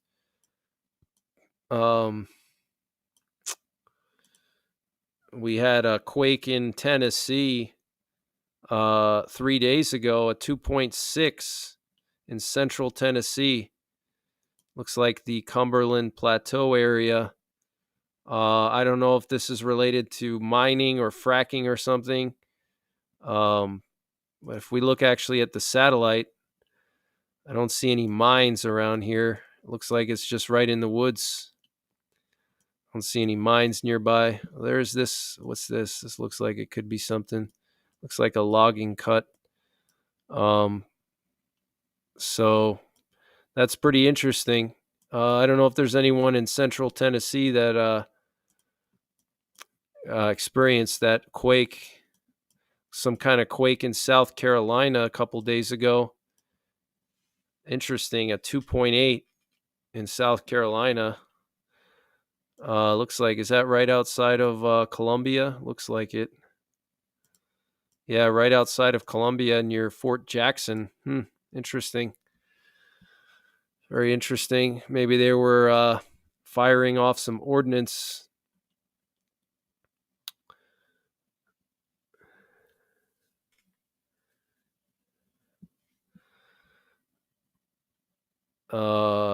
Why hasn't World War III started? Why is there mostly peace still? Well, because we're in the beginning stages. We don't realize we're in World War III yet. Just like in World War II, the Allies didn't know that we're about to go to war with Hitler. Okay, the Allies thought, oh, it's just contained in Poland. Hitler's going to go for Poland and he's going to stop there. And that's the point where we're at now, where we think, okay, Putin he's only focused on Ukraine and that's it. Once he gets Ukraine, it's over. But that's not the case. And that's the point we're at right now, basically, where we just don't realize, the situation that we're in. And that's why all these European countries are panicking now and they're buying missiles like crazy. Poland's buying thousands of missiles, and Denmark bringing back mandatory conscription, and just a whole bunch of stuff going on now because they're preparing. Mary Massamore says, I'm in Tennessee. Interesting. Did you feel any earthquake? Smoky Mountain Bushcraft says, I live on the Cumberland Plateau. Yeah, the Cumberland Plateau is one of the safest places in the U.S. for a nuclear war. One of the best places to be if you're a prepper is the Cumberland Plateau. For those of you guys that are looking to relocate for prepping purposes, the Cumberland Plateau is excellent for various reasons. It's a really good spot. It's one of the best spots in the eastern U.S. Looks like KLW World News put a link to his Rumble. He's going to be covering the war, the world war that we're in right now, and the Ukraine war. He does live coverage on Rumble now. He used to do a lot of YouTube coverage, but he's mostly on Rumble. Unless something crazy is happening, then he posts on YouTube. Stacy MC, thanks for all of your hard work, Greg. Appreciate you. No problem, Stacy. Not sure if I'm saying that right. Schuylkill County, PA here, Greg. Not far from Indiantown Gap. Lots of choppers, Apaches flying grid patterns lately, especially at night around the mountains in our area. Low enough to rattle our windows. Oh, wow. I know exactly where Schuylkill County is. That's old coal country in PA. That's that's where the hard coal is. One of the biggest deposits of hard coal in the world. Yep, I know exactly where that is. Yeah, that's interesting. So, Indiantown Gap, for those of you guys who are not from Pennsylvania, Indiantown Gap is the largest National Guard base in Pennsylvania. It's near Harrisburg. And so we have a viewer here saying that he's been seeing a lot of choppers, including Apaches, flying around the area doing grid patterns at night.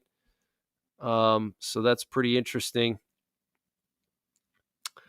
Look into the National Quiet Zone in West Virginia. Yes, I know what the National Quiet Zone is. That's the if I'm not mistaken, that's the NSA listening post in West Virginia, right? Or is that the satellite? I can't remember which one that is, but there's the NSA listening post, and then there's also the satellites that they have over there in West Virginia. Yep, I know what you're talking about.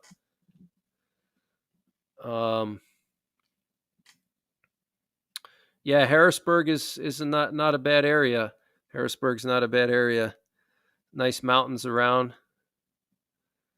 The NSA post is Sugar Grove. Okay, Sugar Grove. Yeah, the quiet area. I'm thinking, isn't that the that's like the satellites, isn't it? The quiet zone area. That's like where they listen to stuff from outer space.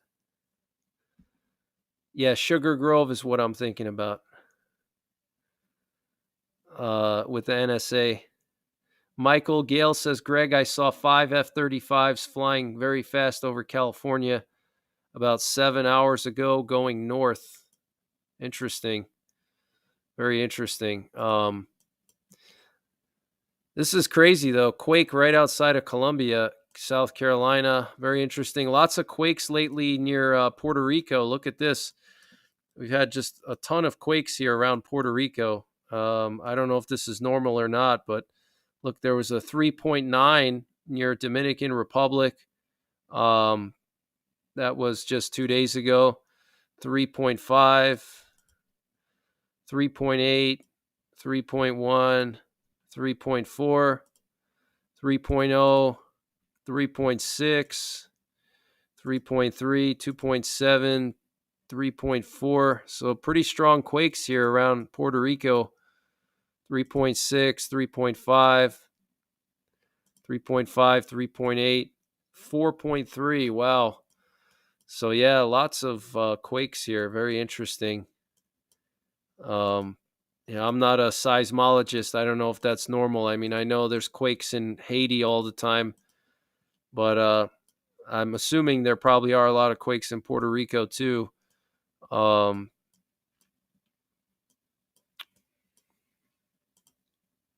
This is that 6.0 in New Guinea, Papua New Guinea. Check that out. There's a lot of volcanoes here in New Guinea and in the tropics, these massive volcanoes there that, if they were to blow, could cause global cooling. Some of these volcanoes. There was a 5.2 just a couple days ago, 3 days ago, not too far from that 6.0. So we have to keep an eye on this area here. I mean, wouldn't it be something if at the same time as all these war fronts are going on, we also have a massive stratovolcano erupt and we have global cooling at the same time? That would be insane. Make sure you guys have like a wood stove. If you can't put a permanent wood stove in your place, get like a small backpacking stove, like a camp stove, and get one of those. Like the ones I have are from Nyco. Nyco is a company in Alaska. They specialize in these portable wood stoves for camping. Get yourself some of those Nyco stoves. Get at least one. Because you can just set that thing up in your house or your apartment and you have a wood stove if there's a crisis. KLW World News says we will see more quakes as we go into the grand solar minimum. That's interesting. I didn't know they were related. That's interesting. Aldo Schmedak says with the video and RF capture for some of those space research and a few comm signals, they use special electro-optical coolers. Interesting. Earth Angel Anna, good to see you. We haven't seen you in a while. I will eat bugs. Luckily, I grew up with the Lion King, which made them look tasty. That's funny. That's hilarious. Hope you're doing well, Earth Angel Anna. So we got a lot of stuff going on around the world, guys. It's just insane. Look at this. There was a 5.4 in Montenegro in the Balkans. Look at that, 5.4. That was actually today. Wow. That was today at 23:06 UTC time. So that was sometime this afternoon here in the East. And look, there was a 4.1 in northern Turkey here a couple days ago. And in southern Turkey as well here. There was some 4.7s, 4.8 here. Interesting. Got some stuff here in Afghanistan, 5.0 in Afghanistan today. Wow. It's pretty strong, 4.3. Lots of earthquakes around the world. Look at this, guys. This is interesting. It's easy to neglect this kind of stuff because the big focus is the wars, but look at all these earthquakes. These are pretty strong earthquakes, 4.0s, 5.0s. That can cause a lot of damage. I mean, remember that big quake in D.C. a couple of years ago, the East Coast earthquake? I think that was like a 5.0 or something. And that was a 5.0, and look at the damage it caused. It cracked the Washington Monument. They just finished fixing it recently, but there was a huge crack in the Washington Monument, and that earthquake was felt all up and down the East Coast, and that was just like a 5.0 or something. Imagine if there's a New Madrid quake and that thing goes off and we have like a 7.0. in the middle of the country, that would be catastrophic. I mean, the damage would be just absolutely catastrophic. Everything would be destroyed. All the big cities, everything would be shook up. So we're overdue for a quake from the New Madrid. It's like 30% chance now that the New Madrid could go off, I guess you could say. So do we have any munitions stored around New Madrid? Well, there's always, munition. There's some munitions stored in Kentucky. There's a couple of areas in Kentucky where they store a bunch of artillery, but really the biggest concern would be, in my opinion, would be the Paducah plant, which is in Paducah, Kentucky, which is not far from New Madrid fault area. It's actually right in the middle of it, and the Paducah plant is a major nuclear research facility. It's right on the border of Illinois. So if the quake is in this area here, they're saying that the hardest hit area would be like southern Illinois and like western Tennessee, western Kentucky. That's where the Paducah plant is. So there could be, something could happen with the Paducah plant. There could be some release of radiation. So yeah, that would be the worst. That would be the worst thing. So yeah, that's very possible. That's the Paducah gaseous diffusion plant. Okay, let me read to you. This is coming from the Department of Energy. The Paducah gaseous diffusion plant was constructed in 1952 to produce enriched uranium, initially for the nation's nuclear weapons program and later for nuclear fuel for commercial power plants. The plant is owned by the Department of Energy, which oversees environmental cleanup activities at the site, including environmental remediation, waste management, depleted uranium conversion and decontamination, and decommissioning. Commercial enrichment was conducted under lease from 1993 until 2013, when operations ceased and the gaseous diffusion facilities were returned to the DOE Environmental Management Program. They've conducted extensive cleanup activities since the late 1980s. They're currently deactivating the returned plant facilities while conducting aggressive remediation. So yeah, the Paducah plant, that's where we enriched uranium, guys. So there's a lot of radioactive substances there. Okay. So, if there was a massive quake there, all that stuff would leak out and who knows what would happen, I mean, we just don't know the interior of that facility. I mean, they could have all kinds of reactors that could melt down, like small research reactors or enrichment reactors that could melt down, and who knows. But yeah, that would be a big thing. That would be a big concern.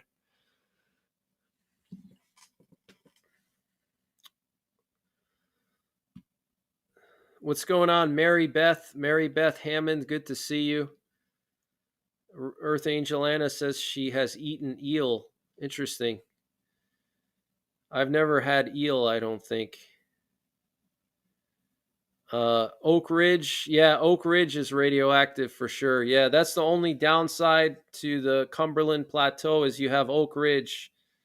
Oak Ridge is where they built the first nuclear weapon here in the U.S. That's where they built the first atom bomb, the Manhattan Project. They built it at Oak Ridge and several other facilities, but Oak Ridge was one of the main facilities.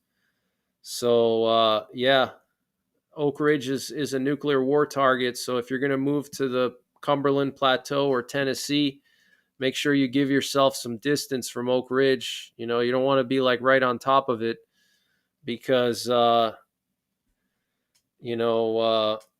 if they hit Oak Ridge, that would be really bad. So you want to be at least like, 30 miles away from Oak Ridge, preferably more.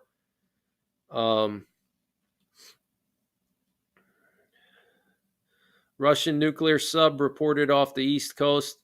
Yeah, a lot of people are saying that, but I haven't had a chance to check into it yet. Um, I haven't had a chance to check into it. So I'll have to look into that and see what's going on with that. Um, let's just check out some flights here. But that's the earthquake situation. So lots and lots of quakes. Lots of quakes. Got to keep an eye on them. Um, you know, because if we had a big quake go off, and massive volcano go off at the same time as everything's that's happening now in Ukraine and everything, that would be really bad. Um,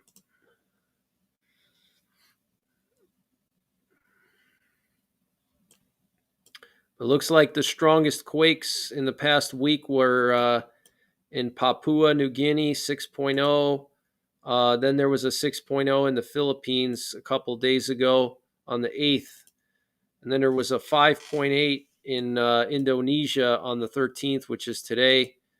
So, this area right here, Indonesia, New Guinea, this area here, this area is full of very powerful volcanoes that if they were to go off, it would cause global cooling. Okay. So we have to really keep an eye on this area and be prepared for that. Here's a 5.1 today. Check that out. 5.1 over there. Lots of quakes in Indonesia the past couple of days. So something could be brewing over here. We could see potentially a big volcano go off here at a 4.1 in Taiwan. Check that out. That was today. Look at that. 4.1, 50 kilometers southeast of Yilin, Taiwan. Looks like right off the northeast coast here. Interesting. Check that out. Maybe they were doing some testing of weapons underwater, or maybe it was Godzilla. Who knows? 4.6 in the Luzon Strait, south of Taiwan. Maybe it's Godzilla's hanging around there. He's getting ready to attack the Chinese army when they cross the Taiwan Strait. Godzilla's going to come out and eat them all.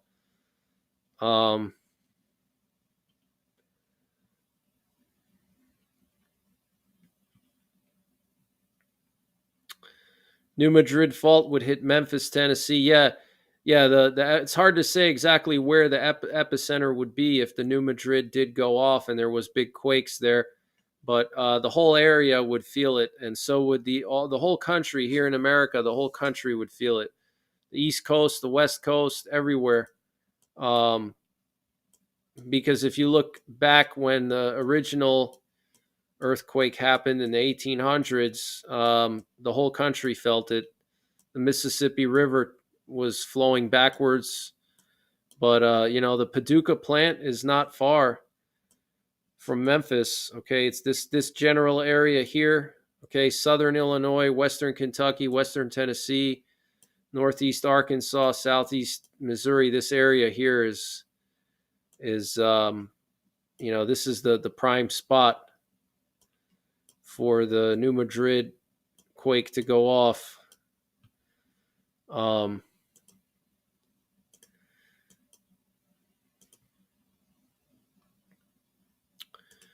So let's just see what's going on in Europe right now. We still have this Forte 13 up in the air, and we have this RC 135 about to take off. Jake 17 probably going to go to maybe to Poland or the Baltics. The other night it went all the way up to the Kola Peninsula here by Russia's Northern Fleet. Maybe he's going to go through the Baltics this time around. We'll have to wait and see. But that's the latest news that I have, guys. Thank you guys for staying up. It's already past midnight here in the eastern U.S. Still a lot of people in the chat. Jake 17 is popular. Yeah, I guess so. Ingrid Stewart says, "Hey Greg, my husband and I are very grateful for your information and news daily of what is going on. We are extremely grateful for you." Thank you, Ingrid. I appreciate that. Thank you very much. It's very nice of you. Rodney says it's only 2 p.m. Oh, wow. 2 p.m. That's it, huh? Yeah, that's right. Because you guys are like 12 hours or well, actually you're 14 hours ahead of me.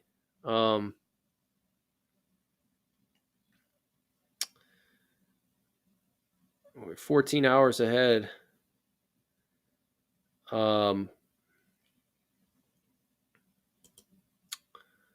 Thank you, Z Kelly, for moderating. What's going on, PAEMT? Good to see you, PAEMT. Yeah, we all didn't die Wednesday. That's right. We made it to Thursday. Yeah. Yeah. So we're going to have that big meeting with Macron, or the speech. Macron is going to give a speech to the nation. Good night, Deborah. KLW. Yeah, I'll give you a call when I get a chance. Definitely. I'll give you a call.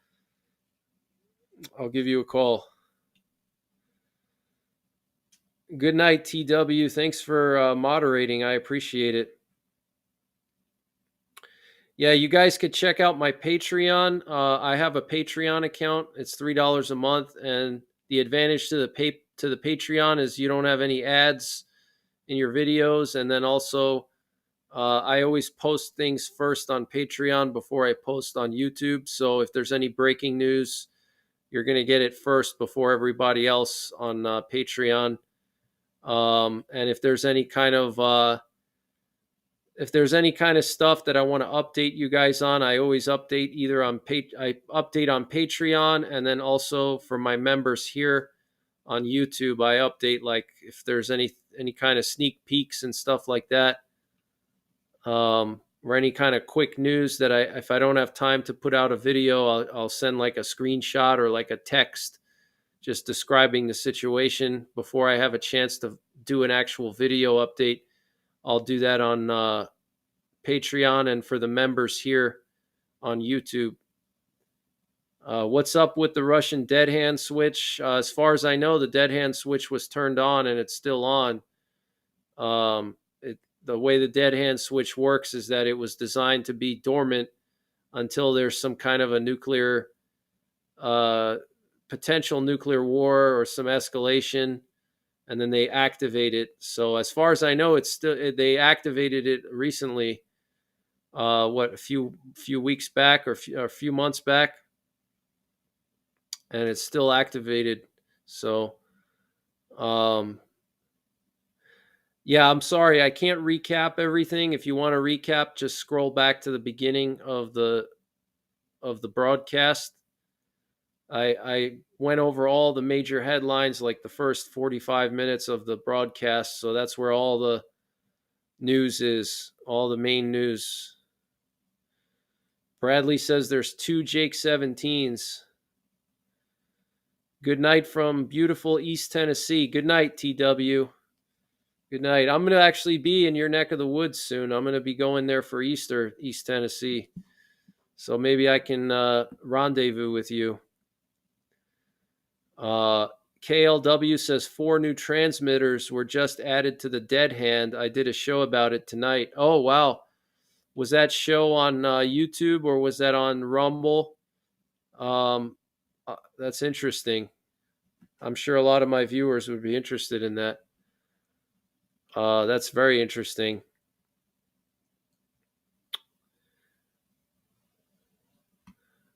Yeah, all hell is going to break loose. Rumble. Oh, it's on Rumble. Okay, yeah. Send the link. Put the link in the chat. I'm going to check that out.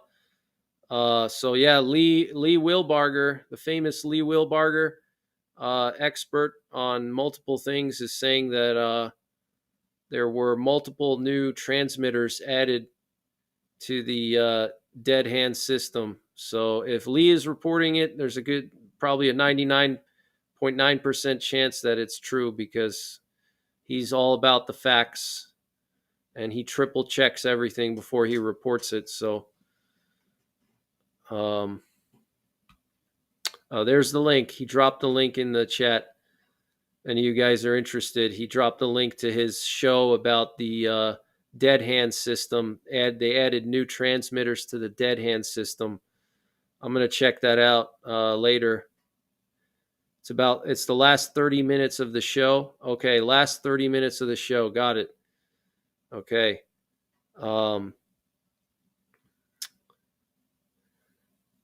Lori's Thrifty Kitchen says, I shouted you out to my YouTube subscribers. Hope it helps you out. Thank you, Lori. Thank you so much. That's very nice of you. Lee says, we'll cover it more as I get more info. Thanks for covering that. I mean, that's huge. That's huge news. Thanks for keeping an eye on that. So yeah, Lee just dropped the link to his analysis of this new transmitters of the dead hand system, the Russian dead hand system. It's the last 30 minutes of the show. He put the link in the chat. But the dead hand system, a lot of people think it's like an auto launch system. It's not necessarily that. It detects if there's any nuclear explosions on Russian territory. There's various sensors they have, like seismic sensors and stuff. And then the computer algorithm determines if there's any human beings present to launch a retaliatory strike. And if there's no human beings present, then it auto launches at predetermined targets. So it's pretty impressive, That's pretty impressive. It was designed during the Cold War, which was the peak of Russian science. Russian science now is not what it used to be back then. But that is pretty impressive that they designed that.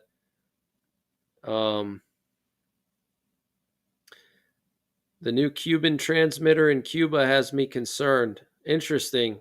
It's a transmitter in Cuba. Interesting. Kevin Nixon, can a membership be bought on PayPal? No. If you want a YouTube membership, you got to join through YouTube. If you want a Patreon membership, there's a link to my Patreon account in the description below the video, but it's just patreon.com/NYPrepper. That's my Patreon. Is that Cuban transmitter, is that part of the dead hand, or is that separate from the dead hand? Yeah, there's a lot of weird stuff going on in Cuba. Nikolai Patrushev went there a couple weeks back. Mary Beth says no one wants to spill the tea about that location or any information about it. All hush hush. Interesting. Kevin says I donated a few times. Yeah, I'll have to figure out. I'll have to figure out how I could do that.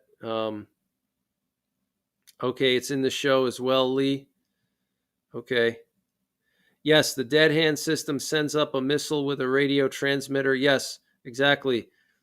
So they have a special missile that it's literally a missile with a radio transmitter. So they launch it up into the air, and it transmits the launch orders and stuff to all the other Russian missiles. And then the Russian missiles, the other missiles that are actually armed with the warheads, then they get the directions from that. It's like a radio warhead, essentially. It's like a warhead, but it's not a warhead. It just has a radio transmitter that broadcasts all the signals that, everything they need to know, the missiles need to know, and then they launch.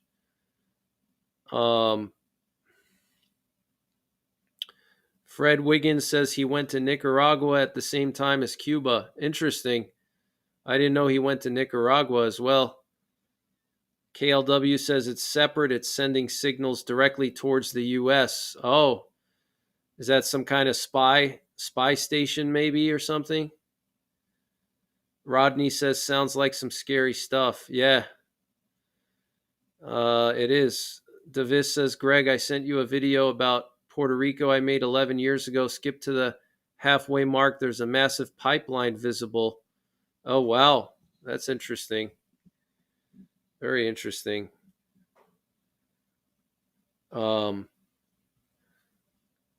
So that's some of the latest breaking news. I think I'm going to wind down the live stream. I'll probably be back tomorrow or Friday with another live stream. But I'm not going to keep you guys here all night because I know it's a Wednesday night, and plus I got some things I got to do. So just wanted to get on here and update you guys on all that emergency news. Emergency news, guys. KLW says, I think the transmitter in Cuba is so the Russians can talk to their spies and military in the U.S. Interesting. Yeah, I think so too. That makes a lot of sense. Salt and Prepper says, crazy news tonight. Yeah, it's just insane. Blue Angel, thank you so much for showing up and staying through the whole stream. Hope you have a good night. Kevin Kraus, thank you for the donation. Greg, my real close brother in arms, is a helicopter instructor at the Gap. I'm confirming there's nothing concerning with helicopter night flights. That's real truth. They always do that. Okay, interesting, Kevin. Thanks for sharing that. And thank you for the donation. I appreciate it. You're talking about Indian Town Gap here in PA. So I think I'm going to wind it down, though, guys. Thank you, Z Cali, for sharing my nuclear war survival playlist. I appreciate that. Thank you to the moderators, Aldo, Mama of Six, Z Cali. I hope you're doing well, Mama of Six. Jeff Carrero, Kim Cape, Mary Beth Hammond. Hope you sleep well. Rob Dutcher, Believer X. Yes, I will do 10 reps before bed. I'm actually going to do some pull-ups now.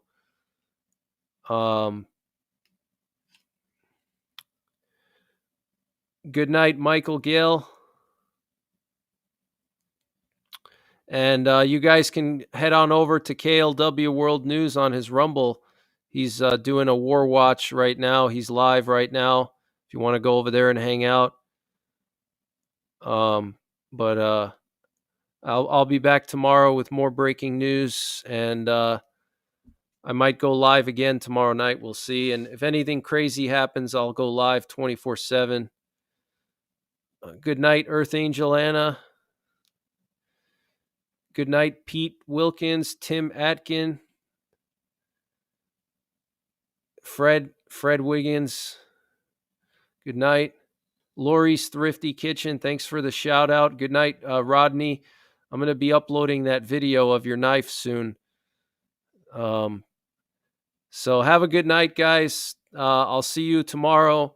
Sleep well, take care, God bless, and don't forget the 3 Ps. Prepare, practice, and persevere.